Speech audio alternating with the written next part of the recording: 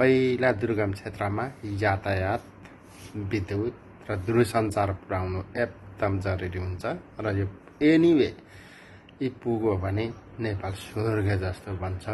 कोही पनि वैदेशिक रोजगारमा जाँदैन, तर पहाडको मान्छेहरू तराईमा झर्दैनन् यदि यातायातको सुविधा, बिजुलीको सुविधा, दूरसञ्चारको सुविधा भयो भने।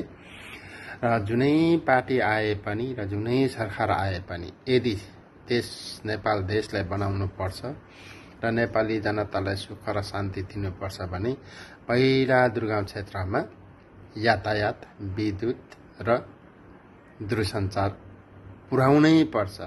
यदि त्यो पुग्यो भने नेपाल स्वर्गभन्दा पनि राम्रो हुन्छ र देशमा विकास र समृद्धि हुन्छ।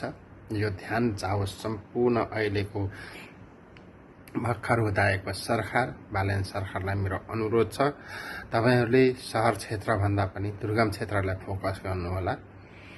दुर्गम क्षेत्रमा यातायात, विद्युत र दूरसञ्चार पुग्यो भने देश विकास हुन्छ र अवश्य पनि देश र जनता समृद्धि र विकासमय हुन्छ है त।